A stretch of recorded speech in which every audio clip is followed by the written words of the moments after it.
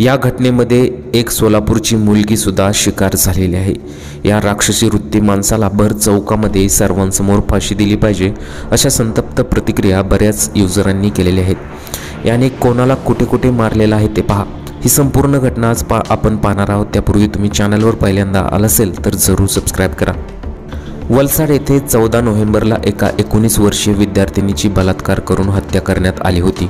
पोलिसांनी आरोपीला अटक केली असता तो सिरियल किलर असल्याचं धक्कादायक सत्य समोर आलं। 25 दिवसात त्याने 4 आणखी हत्या केल्याची कबुली दिलेली आहे। यातील एक हत्या त्याने सोलापूरमध्ये केली होती।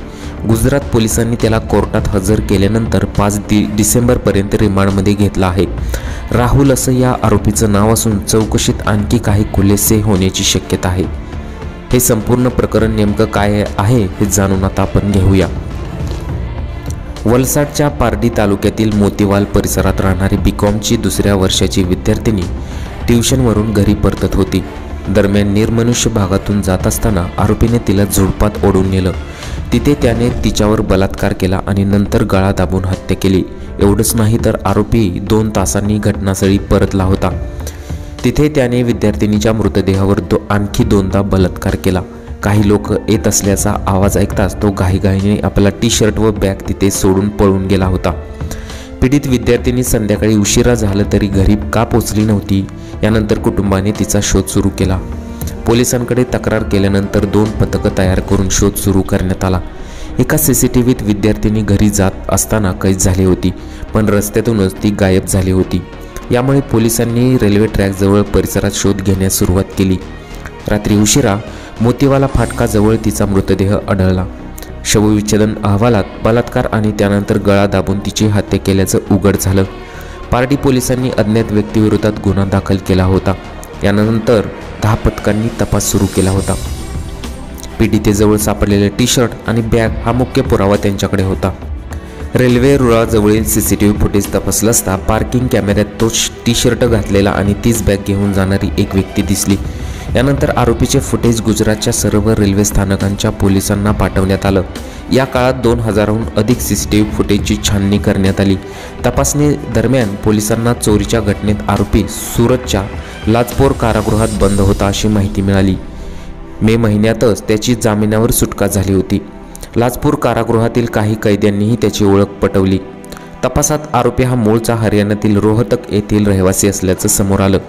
पोलिसांचं एक पथक रोहतकला पाठवण्यात आलं, परंतु आरोपी अनेक वर्षांपासून हरियाणात गेला नसल्याचं आढळून आलं।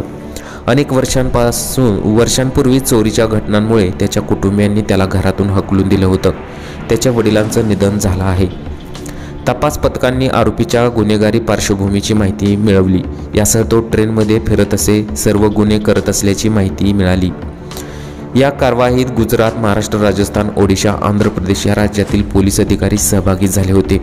एक व्हॉट्सअप ग्रुप तयार करण्यात आला आणि सोशल मीडियावर प्रत्येक ग्रुपमध्ये छोटीशी माहिती शेअर करण्यात आली आणि याचाच फायदा झाला। आरोपी वापी रेल्वे स्थानकावर पोहोचतात घटनेच्या 11व्या दिवशी त्याला पोलिसांनी तिथे अटक केली होती।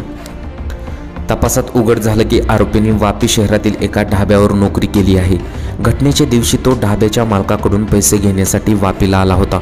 परत जाण्यासाठी तो वलसाड स्थानकावर बसलेला असतानाच त्याची नजर शिकवणीवरून एकटी घरी निघालेल्या विद्यार्थिनीवर पडली। त्याने तिचा पाठलाग सुरू केला। मुलगी निर्जनस्थळी पोहोचताच त्याने मागे जाऊन तिचं तोंड बंद केलं आणि झाडी तोडून नेलं। तिथे बलात्कार केल्यानंतर त्यांनी तिची हत्या केली। या घटनेच्या 1 दिवस अगोदर तेलंगणातील सिकंदराबाद येथे दरोड्याच्या वेळी एका महिलेची हत्या केल्याची कबुली त्याने दिली। याआधी ऑक्टोबरमध्ये महाराष्ट्रातील सोलापूर रेल्वे स्थानकाजवळ रेल्वेत त्याने एका महिलेवर बलात्कार करून तिची हत्या केली होती। ऑक्टोबरमध्ये पश्चिम बंगालमधील हावडा स्टेशनजवळ एका वृद्धाची चाकूने वार करून हत्या केली। ऑक्टोबरमध्ये त्याने कर्नाटकातील मुलकी स्टेशनवर एका प्रवाशाला विडी न देण्याच्या क्षुल्लक कारणावरून भोगसून हत्या केली होती। तर हे सर्व नराधमाने केलेलं आहे। त्यामुळे आता त्याला फाशी म्हणजे फाशीच व्हायला पाहिजे अशा संतप्त प्रतिक्रिया अनेक युजरांनी केलेल्या आहेत।